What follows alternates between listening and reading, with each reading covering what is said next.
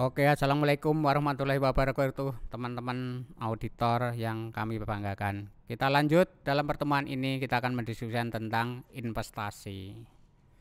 Nah, yang perlu digarisbawahi, perlu dimengerti adalah investasi. Apa sih investasi? Nah, tentunya bagi teman-teman semua, investasi di dalam laporan keuangan ini adalah investasi yang tertuang atau tercatat di dalam laporan keuangan. Nah, biasanya di neraca, ya tadi kan bicarakan persediaan. Nah, investasi itu ada dua kalau kita pahami. Bisa investasi itu yang jangka pendek. Nah, kalau jangka pendek maka investasi itu penyajiannya di dalam neraca termasuk aktiva lancar, ya. Di bawah penyajiannya di bawah kas gitu ya. Kemudian ada investasi jangka panjang. Maka investasi jangka panjang ini biasanya penyajiannya atau disajikan setelah aktiva lancar. Jadi sebelum aktiva tetap itu disajikan tersendiri. Nah, maknanya investasi apa sih? Sebenarnya itu uang perusahaan, ya, uang perusahaan yang ditanamkan atau untuk usaha di luar kegiatan pokok perusahaan. Ya, bisa saja itu investasi itu perusahaan katakan industri garment, nah, bisa saja investasi di perusahaan lain atau di bidang lain. Tujuannya apa? Untuk mendapatkan keuntungan di luar usaha. Itu investasi. Nah, bagaimana kita akan memeriksa atau menguji investasi? Ya, karena biasanya perusahaan-perusahaan tertentu memiliki dana yang cukup, maka investasinya cukup besar. Maka tujuannya adalah memeriksa atau mengaudit investasi sama ketika kita membicarakan audit saldo yang lain. Untuk apa? Menguji, ya, menguji asersi manajemen atau pernyataan manajemen. Apa sih pernyataan manajemen? Selalu kita ulang-ulang supaya teman-teman semua paham, yaitu tentang keberadaan atau keterjadian investasi itu. Benar enggak? Ya, ada enggak?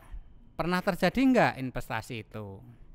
Kapan itu terjadi? Lah, kita akan periksa di situ. Yang kedua tentang kelengkapan investasi. Apa sih kelengkapan investasi? Tentunya dokumen-dokumen investasi, ya. Yang berikutnya juga tentang hak kepemilikan. Benar nggak investasi tadi itu betul-betul kepemilikan perusahaan, ya. Berikutnya juga tentang apa penilaiannya, seberapa besar sih nilai investasi yang ada di dalam perusahaan itu. Ya, kita lanjut lagi tentang apa? Tentang penyajiannya sudah benar atau belum. Tadi sudah saya katakan, kalau investasi jangka pendek maka penyajiannya adalah di atas, masuk kelompok aktiva lancar, itu penyajian. Tapi kalau investasi jangka panjang maka disajikan secara terpisah. Di mana?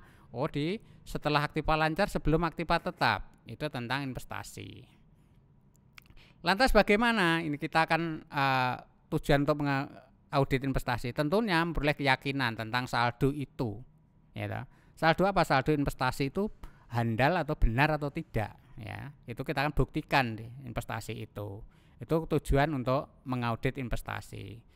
Lantas bagaimana sih prosedurnya? Nah, kita selalu berulang-ulang kalau bicara prosedur audit, maka sebenarnya sama, yaitu mulai dari prosedur audit pendapatan dengan yang lain sama, yaitu tentu satu adalah prosedur awal. Apa makna prosedur awal? Di situ adalah mengumpulkan data-data yang berkaitan dengan saldo yang akan kita uji. Kalau ini investasi, maka data yang berhubungan dengan data investasi. Ya, tentunya dokumen-dokumen, catatan-catatan kita kumpulkan yang berhubungan dengan investasi. Dari mana sumbernya? Ini dari berbagai fungsi yang terkait dengan investasi, pengeluaran kas, pengeluaran bank. Nah, itu sumber-sumber informasi.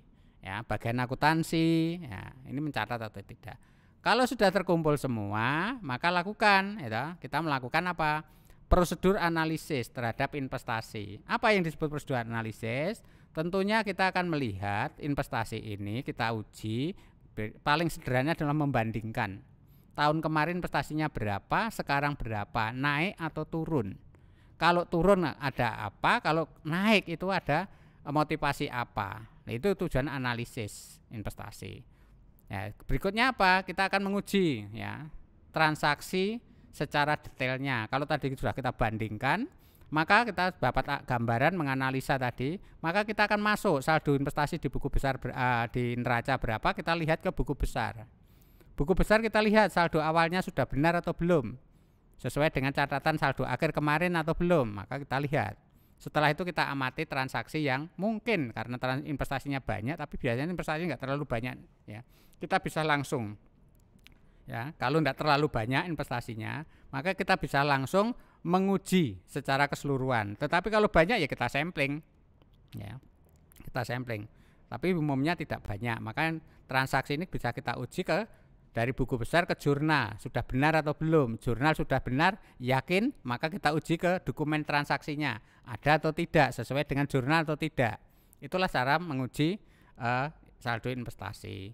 Berikutnya kalau sudah, maka bisa saja kita membandingkan atau menguji saldo akunnya ya, yang mendukung catatan-catatan investasi itu. Kita jumlahkan kembali. Kita tidak boleh sebagai auditor terlalu ini pasti dengan ini benar karena dengan komputer, tidak. Kita harus buktikan, kita uji penjumlahannya, perkaliannya yang mendukung saldo investasi itu benar atau belum. Kalau sudah, maka langkah berikutnya apa? Yuk kita lihat di klien itu penyajian investasi sudah benar atau belum. Tadi kata-kata kalau ini investasi jangka pendek, maka kelompok aktiva lancar. Kalau investasi jangka panjang, maka kelompoknya adalah di bawah aktiva lancar, di atas aktiva tetap, jadi tersendiri. Ya, ini ketika kita memeriksa mungkin di situ investasi lah, maka dipilah mana yang investasi jangka pendek, mana yang jangka panjang.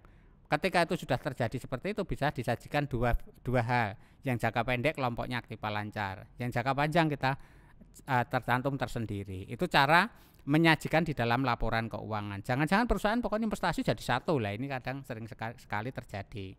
Nah, kalau di dalam pemeriksaan investasi ada temuan dari auditor, teman-teman semua sebagai auditor, maka temuan itu bisa saja dibawa pada manajemen atau dirapatkan tingkat manajemen. Diperlukan penyesuaian. Ya.